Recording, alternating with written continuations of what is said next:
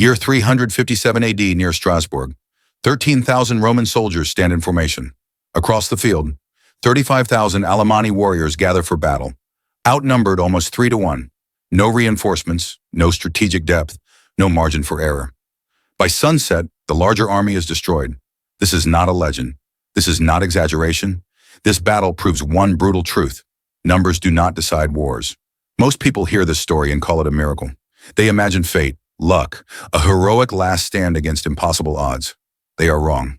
What happened at Strasbourg was not divine intervention. It was not courage overpowering fear. It was not destiny choosing sides. It was something far more dangerous. It was a system defeating a crowd. And to understand why Rome won, you must first understand why Rome should have lost. On paper, this battle should not exist.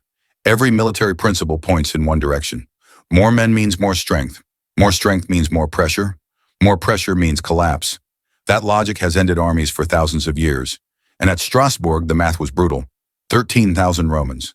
Not elite legions from Rome's golden age, but a mixed force of infantry, auxiliaries, and exhausted veterans.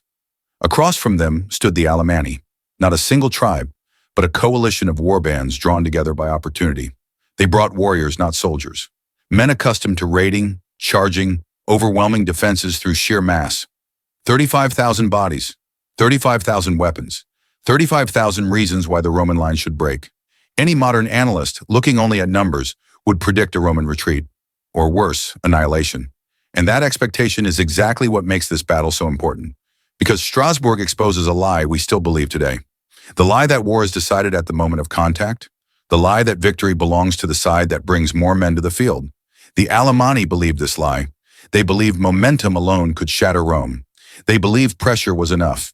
But pressure without control is not strength. It is chaos waiting for a trigger. Rome did not come to Strasbourg to overwhelm. It came to endure. The Roman army was not designed to win quickly. It was designed to not break. Every man knew his position. Every shield overlapped another. Every movement was drilled until instinct replaced thought. Where the Alemanni relied on aggression, Rome relied on repetition. Where the Alemanni surged forward, Rome absorbed impact. This is the core misunderstanding. The battle was never decided by who charged harder. It was decided by who could remain functional when fear entered the field. Strasbourg was not a clash of courage, it was a test of structure, and structure is invisible until everything else collapses. When the first blows landed, nothing extraordinary happened. No sudden breakthrough, no dramatic collapse, just shields, just pressure, just men testing the limits of what they could endure.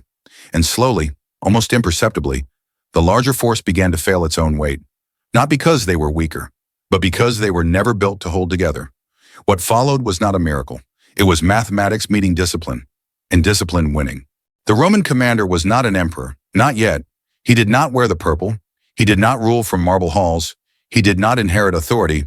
His name was Julian the Apostate, and at Strasbourg he was never supposed to win.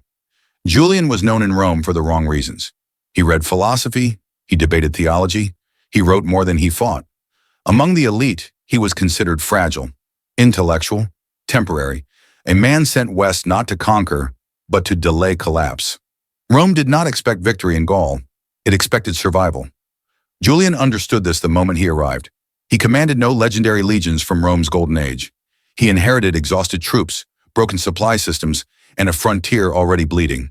And yet, this mattered more than any crown, because Julian did not think like a ruler. He thought like a man who knew he could be replaced. Every decision he made came from necessity, not pride. He did not gamble for glory. He calculated for endurance. That is why he mattered. At Strasbourg, the battle was not about tactics alone. It was about leadership under inevitability. Julian knew something his enemies did not. That authority does not come from rank. It comes from the line holding when fear arrives. And when the moment came, he would not command from the rear. He would stand where collapse was most likely. By 357 AD, Roman Gaul was unraveling. Not slowly, not diplomatically, violently. Germanic tribes crossed the Rhine at will. They did not ask permission. They did not negotiate borders. They burned cities that had stood for centuries. They cut roads that fed entire provinces. They shattered Rome's illusion of control. The Rhine was not just a river. It was a line between order and collapse. And that line was failing. Supply convoys vanished. Fortresses fell silent. Roman authority existed only where soldiers still stood. Strasbourg sat at the center of this fracture. If it fell, the western frontier broke open. Not temporarily, not symbolically, permanently. Rome would lose Gaul not in one decisive defeat, but in a slow hemorrhage it could not stop. Julian understood this immediately. There was no strategic depth left, no second line behind Strasbourg, no reserve army waiting to intervene. If he retreated, he did not regroup. He surrendered the frontier. This is what makes Strasbourg different from most battles. Julian was not choosing between victory and defeat. He was choosing between fighting now or watching Rome dissolve piece by piece. Retreat was not an option. Delay was not a solution. There was only one chance, one field, one line that had to hold. This is why Strasbourg was not just a battle.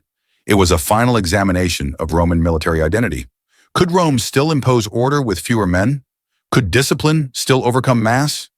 Could command still function when the system was already breaking?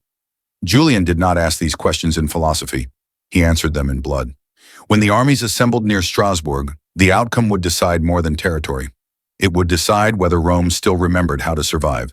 Julian did not seek battle because he wanted it. He accepted it because there was nowhere left to run. And when 35,000 warriors advanced toward 13,000 Romans, the fate of the Western Empire stood in formation, waiting to be tested. Let's remove the mythology. Strip away the speeches, strip away the legends, strip away everything that makes this story comfortable. Rome had 13,000 men, not an estimate, not propaganda, 13,000. Across the field, the Alemanni assembled around 35,000 warriors, nearly 3 times the numbers. On paper, this wasn't a contest. It was a statistical execution. No clever formation fixes that gap. No inspirational speech erases it. No heroic moment rewrites that math. Any general trained to value numbers would call this battle insane. Any commander concerned with career survival would retreat. Because this wasn't a narrow disadvantage. This was strategic suicide. Unless numbers weren't the deciding factor. Unless war was not decided by how many men could charge forward, but by how many could stay functional when the charge failed. That question sat silently between the two armies as they formed their lines, and almost no one on the field understood it yet.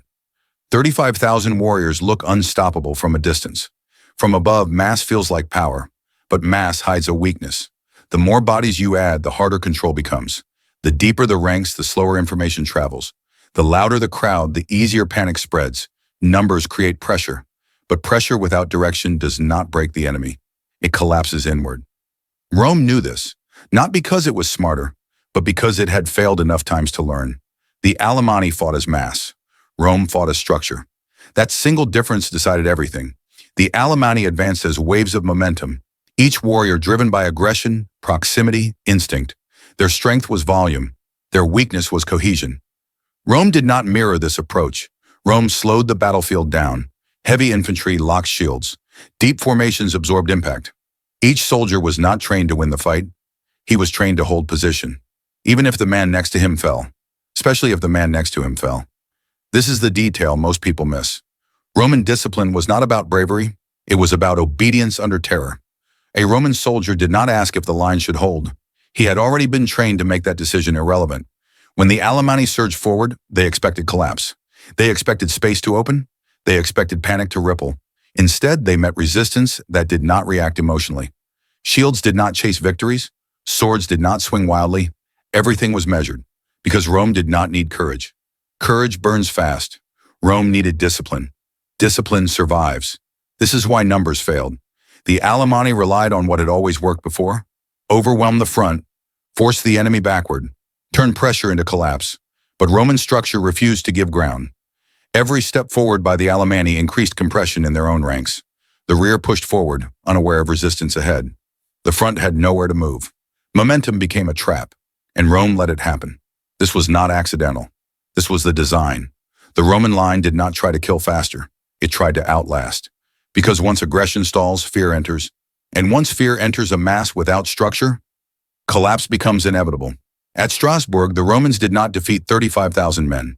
They defeated the idea that numbers were enough.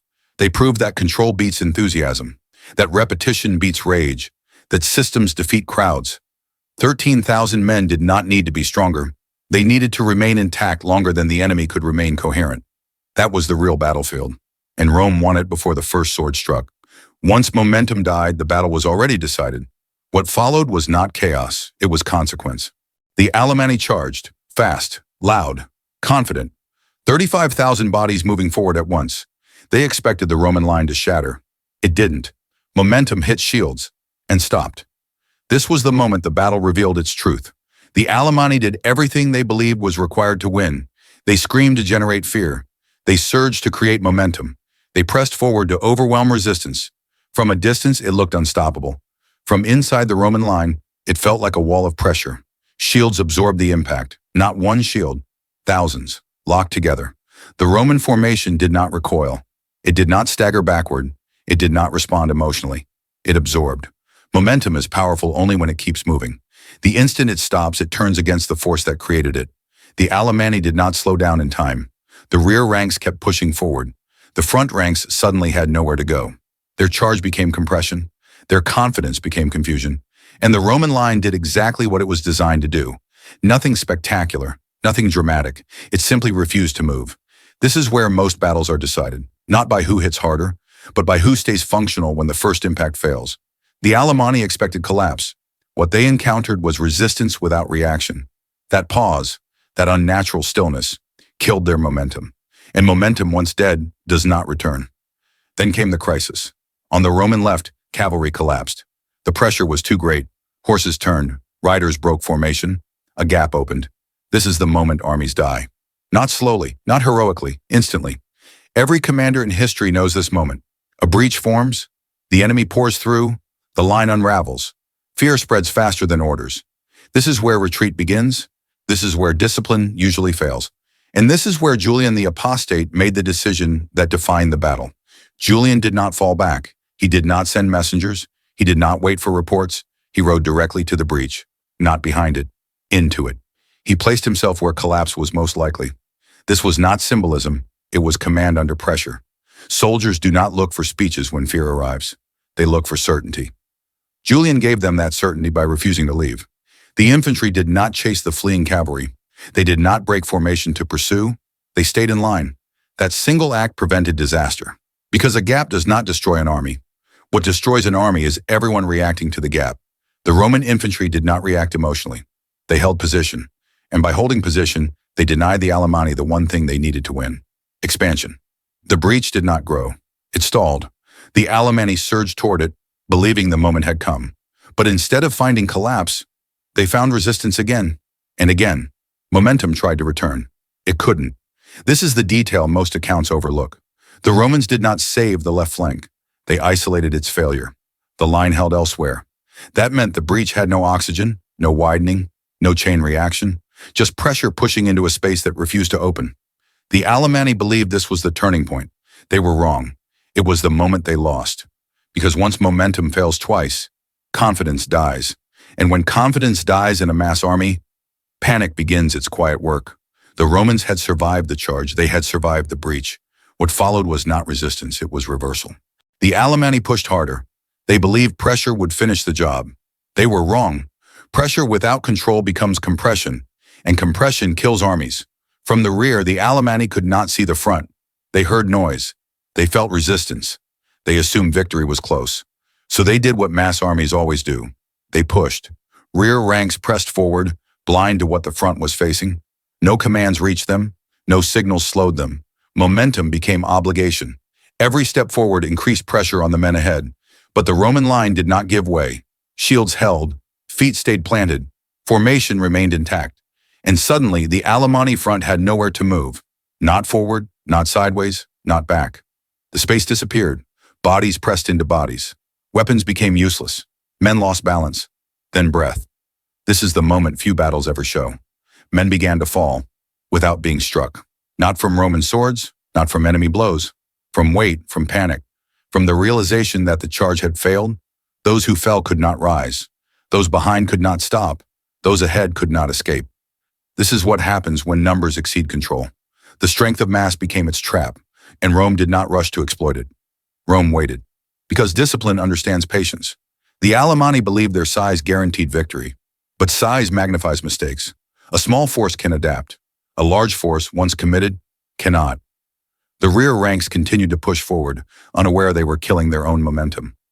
Pressure rose, screams changed tone, confidence drained, and fear began its quiet work. This was not a sudden collapse. It was suffocation.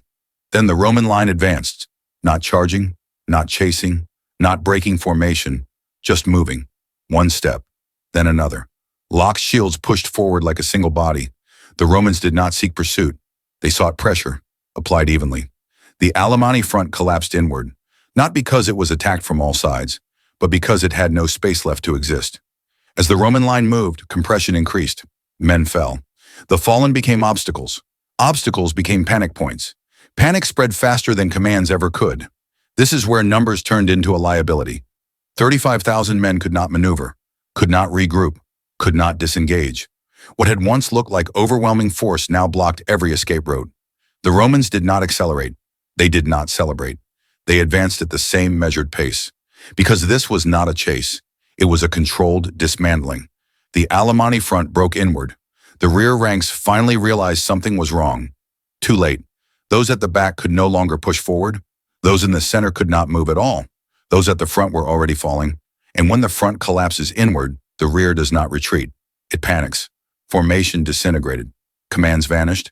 What remained was movement without direction. Fear without escape. The Romans continued forward, still in line, still in order, still functioning. This is the difference that ends wars. Not killing faster, but breaking coherence. At this point, the battle could not be saved. Not by courage, not by numbers, not by rage. The Alemanni were no longer fighting Rome. They were fighting their own mass. And mass had no mercy. The Roman system had done exactly what it was designed to do. Absorb pressure, create compression, advance when collapse begins. The outcome was no longer in doubt. Only the aftermath remained. Once numbers became a liability, the battle was already over. What followed was not resistance. It was reckoning. By late afternoon, the battlefield went quiet. Thousands of Alemanni lay dead. The larger army was gone, and Rome, with 1/3 the numbers, still stood. The collapse did not end with retreat. It ended with silence. Bodies covered the ground where momentum had once thundered forward. Men who believed numbers made them invincible now lay crushed by their own mass. The Alemanni king, Chenodomar, fled the field. He did not escape. Captured alive, he became proof of defeat made flesh. For Rome, this was not merely victory, it was vindication. Against every expectation, 13,000 men had destroyed an army, nearly 3 times their size. Not by chasing, not by slaughter, but by endurance. The Roman line still existed, and that fact alone ended the war. After Strasbourg, everything changed. Not immediately, not officially, but irreversibly. The army trusted Julian the Apostate, not because he inspired them, but because he did not abandon them. They had seen him ride into the breach. They had watched him refuse retreat when collapse seemed inevitable.